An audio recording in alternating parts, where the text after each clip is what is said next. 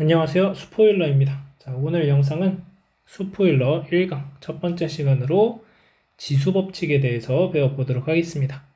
자, 지수법칙에 관련된 문제는 항상 1번으로 2점짜리 문제로 항상 출제가 된다 라고 생각을 하시면 되고, 2점짜리니까 당연히 맞아야 된다. 그래서 실수 없이 풀어야 되는 문제다, 이렇게 생각을 하시면 되겠습니다. 자, 그럼 일단 지수법칙이 뭔지를 알아야 되겠죠. 자, 우리가 기본적으로 a의 m제곱이다라고 했을 때 이 a를 가지고 밑이라고 불러주고 이 m을 지수라고 불러줍니다. 자, 우리가 다루는 지수는 이제 실수 범위까지 확장을 돼서 다루기 때문에 거기에 관련된 성질들을 몇 가지 보면, 첫 번째, 자, a의 m제곱과 a의 n제곱을 곱해주면 둘을 그냥 더해주는 거다, 이렇게 생각을 하시면 되고, 자, 다음 a의 m제곱에서 a의 n제곱을 나눠주면 이것을 중학교 때는 뭐 m 빼기 n이 되고 뭐 1이 되고 역수가 되고 뭐 이렇게 했지만, 그냥 단순하게 우린 지금 m 빼기 n제곱 이렇게 쓰시면 됩니다. 자, 그 다음 a의 m제곱에 n제곱을 계산하면 얘는 a의 mn제곱이다, 이렇게 보시면 되고, 자, 그 다음 ab의 n제곱은 a의 n제곱, b의 n제곱이다, 이렇게 써줄 수 있겠습니다. 자, 그래서 우리가 기본적으로 이러한 지수 법칙들이 적용이 될 텐데, 이 내용들은 사실 이 1번 문제를 풀기 위해서만 활용되는 것이 아니라 다른 문제 상황에서도 많이 활용이 되니까 여러분들이 잘 기억을 해두시고 적용할 수 있어야 되겠습니다.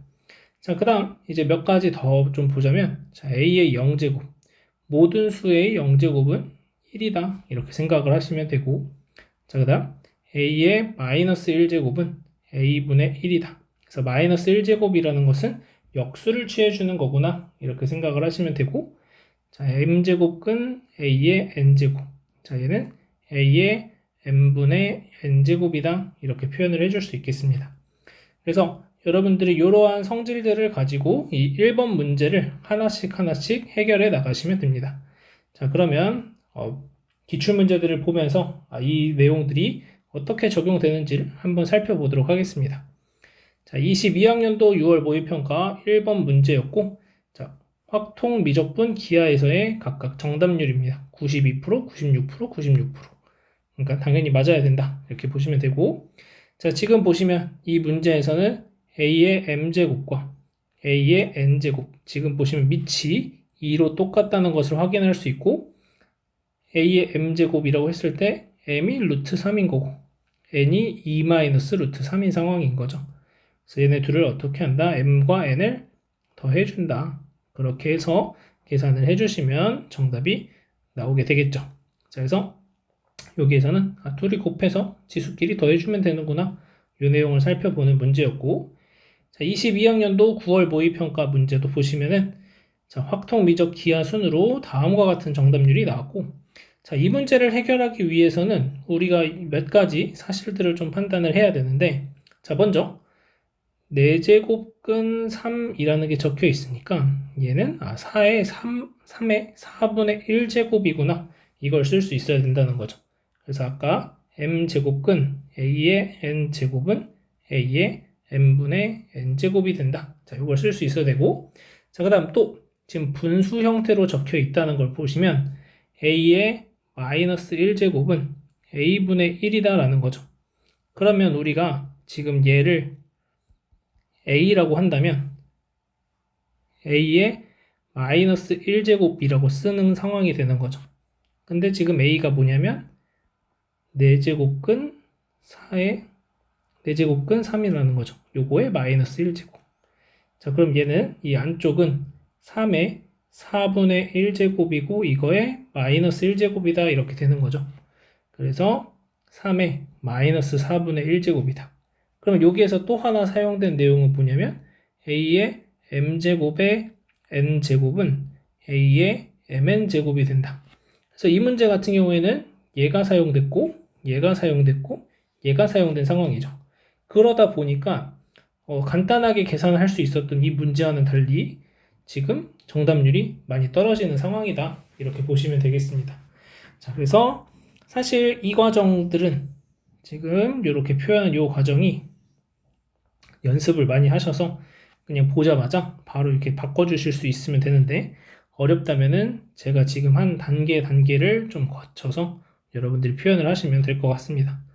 그래서 여기까지 다 바꾸고 나면 결국 최종적으로는 곱하기가 있으니까 a의 m제곱과 a의 n제곱을 곱해서 a의 m 플러스 n제곱이 된다. 이거를 이용하는 문제가 되겠습니다. 자, 넘어가서 22학년도 수능 문제 보겠습니다. 자, 22학년도 수능 문제에서는 좀 특이하게도 전반적으로 정답률이 미적분 기하 친구들 많이 떨어졌지만 확률 같은 게 보는 친구들 정답률이 많이 떨어졌어요, 지금. 그래도 위에 쪽은 91%, 92%뭐 이렇게 나왔었는데 갑자기 84%? 자, 이거는 뭐 여러 가지 이유가 있겠지만 이 해에 수능 문제가 좀 어려웠어서. 그러니까 무슨 말이냐면은 이 해에 국어 시험이 좀 어려웠었거든요. 그러면 그거에 영향을 받아서 이 1번 문제도 영향을 받았을 수 있고, 또 위의 형태들이랑 조금은 다른 형태로 이게 나왔기 때문에 좀 당황하지 않았을까 라고 생각이 듭니다. 자, 이 문제를 해결하기 위해서 우리가 알아야 되는 내용은, 자, 일단 4가 2의 제곱이 된다는 것을 판단을 해서 a의 m제곱 곱하기 a의 n제곱 꼴로 이 괄호 안을 만들어주는 겁니다. 그래서 이 내용이 사용이 되는 거죠. 그래서 결국에는 이 1번 문제를 풀 때 여러분들이 해야 될 일은 밑이 다르다면, 지금 밑이 2고 밑이 4죠. 밑이 다르다면 똑같이 밑을 맞춰줘야 지수 법칙을 적용할 수 있다. 이렇게 보시면 되겠습니다. 자, 이렇게 되고, 그러고 나서는 이제 여러분들이 m 플러스 n, m 마이너스 n 꼴이 되니까 중학교 때 배웠던 합차 공식을 적용해서 m제곱 빼기 n제곱이 된다. 요거를 이용할 수 있어야 되는데, 얘를 또 적용하기 위해서는 a의 m제곱의 n제곱이 a의 mn제곱이다. 요것을 적용할 수 있었어야 된다는 거죠. 그래서 지금까지의 문제들을 보시면 곱하기에 대한 문제는 항상 나오는 거니까 얘는 반드시 알아야 되는 거고, 이 또 하나의 조건을 사용하는 경우는 많이 다르다, 문제마다. 그래서 기본적인 틀은 이렇게 가져가시면 되겠다, 이렇게 보시면 되겠습니다. 자, 이어서 23학년도 6월 모의평가 문제 보도록 하겠습니다. 자, 여기에서도 이제 마찬가지, 자, 90, 97, 95%의 정답률을 보여줬고, 자, 여기서도 일단 루트 2가 있고 마이너스 루트 2의 4제곱이니까 우리가 먼저 계산해야 되는 것은 a의 m제곱의 n제곱, 이 부분을 먼저 처리해서 a의 mn제곱이 된다라는 것을 보셔야 되고, 그 다음 마찬가지로 여기에서도 8이 2의 세제곱이 된다라는 사실을 활용해서 또다시 두 번째 거에도 얘를 똑같이 적용을 한다는 거죠. 그래서 이 문제에서는 얘를 알고 있어야 되고, 마찬가지로 곱하기 상황이니까 a의 m제곱과 a의 n제곱을 곱한 게 a의 m 플러스 n제곱이 된다. 이 내용을 적용할 수 있으면 되는 문제입니다. 자, 그래서 지수법칙 어떤 것들을 내가 적용해야 되는가, 이것을 한번 살펴보시면 좋을 것 같고, 자, 9월 모의평가 문제 보겠습니다. 자, 9월 모의평가 문제에서는 정답률이 조금 올라간 상황처럼 보이고, 자, 여기에서 이제 우리가 써먹어야 되는 것은 처음으로 나눗셈이 나왔습니다. 그래서 a의 m제곱 나누기 a의 n제곱이라는 것은 a의 m-n제곱이구나. 그러니까 결국 이렇게 쓰여 있는 것을 우리가 얘가 a의 m제곱 나누기 a의 n제곱이라는 것이 결국 어떤 의미냐면 a의 n제곱분의 a의 m제곱이야 라는 것을 알 수 있으면 된다는 거죠. 그래서 a의 m-n제곱이다, 이렇게 됩니다. 그래서 얘를 이용하시고 그 다음에 다시 또 a의 m제곱의 n제곱이 a의 mn제곱이다 라는 내용이 포함되면 되겠습니다. 그래서 여기서는 이 두 가지 내용 여러분들이 적용할 수 있으면 어렵지 않게 풀 수 있다, 이렇게 보시면 되겠습니다. 자, 이어서 23학년도 수능 문제. 지금 보시면 수능 문제에서는 또 정답률이 많이 떨어지죠. 그러면 이제 아까는 수능 국어 시험이 어려워서 그랬다고 한다면 이번에 우리가 또 생각을 해볼 부분은 뭐냐면 그냥 단순하게 수능날 확률과 통계 친구들한테는 무슨 일이 있는 건가, 이런 생각을 해볼 수가 있고, 아니면 이미 최저를 맞출 때 수학을 빼버리고 맞춘다는 생각으로 그냥 다 찍어버렸을 수도 있겠죠. 그래서 뭐 여러 가지 이유가 있겠지만 어쨌든 우리가 3등급을 목표로 한다. 그 다음 뭐 최소한 4등급을 목표로 한다. 라고 했을 때 반드시 맞아야 되는 문제다. 1번 문제. 자, 그래서 우리는 이 82% 안에 속해야 된다. 라고 생각을 하시면 되고, 자, 이 문제 같은 경우에는 지금 여러분들이 잘 보시면 얘랑 거의 흡사한 형태로 문제가 나왔습니다. 그래서 23학년도에는 9월 모의평가 1번과 수능 1번 문제가 거의 흡사하게 나왔고, 그래서 여기서도 적용되는 게 4라는 것이 2의 제곱이 된다라는 것만 판단할 수 있으면 a의 m제곱에서 a의 n제곱을 나눈 형태가 얘가 a의 m제곱 나누기 a의 n제곱이고 나누기니까 빼기로 내가 계산하는구나.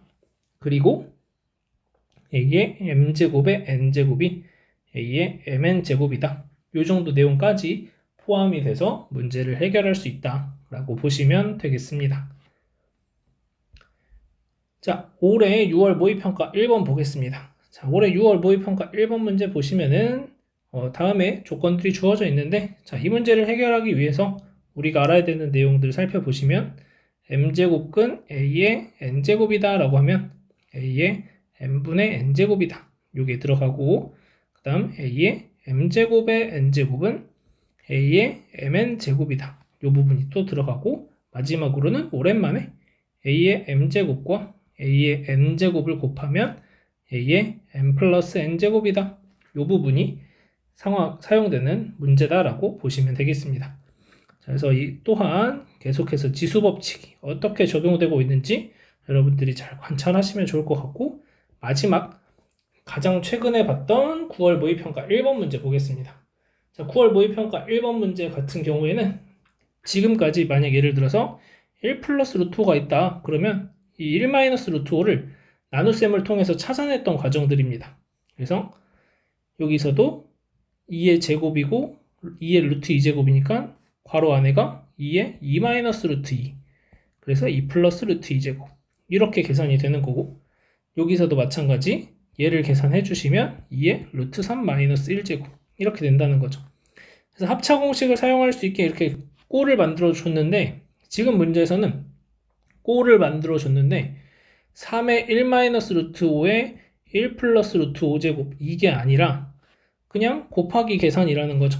그래서 결국 이 문제에서 알아야 될 내용은 a의 m제곱과 a의 n제곱을 곱했을 때 a의 n 플러스 n제곱이 된다 라는 사실을 알아야 된다는 거죠.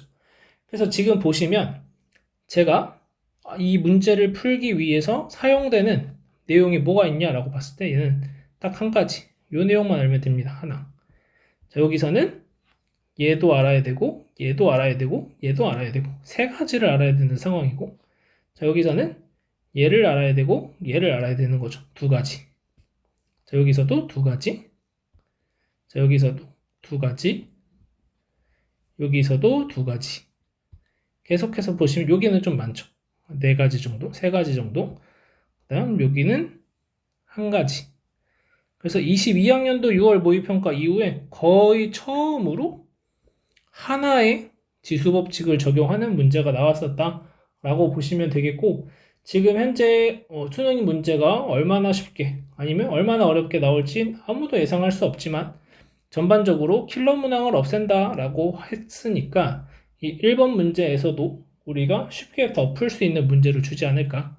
그래서 이런 정도 수준으로 기억을 하고 있으면 되지만 어쨌든 어떤 문제가 나올지 모르니까 적어도 이 내용 정도는 여러분들이 잘 기억을 해두셨다가 문제 속에서 적용할 수 있었으면 좋겠습니다. 자, 오늘 여기까지 해서 1강 지수법칙과 관련된 문제들을 쭉 살펴봤고요. 제가 OT 영상에서도 얘기했지만 여러분들이 해야 될 일은 이제 저는 어떻게 푸는 거야 라고 가이드만 제시했으니까 직접 풀어봐야 되는 시간이 필요하다는 거죠. 이제 남은 시간 동안은 여러분들이 직접 문제를 풀어보기 해주시면 되겠습니다. 그래서 이 수능 문제들 8개밖에 안 되잖아요. 그래서 얘네 한번 쭉 풀어보시고 그 다음에 이제 여러분들이 가지고 있는 문제집들을 활용해서 이 지수법칙과 관련된 문제들을 어떻게 풀어야 되는가 이런 걸 연습하시면 좋을 것 같습니다. 자, 여기까지 마치도록 하겠습니다.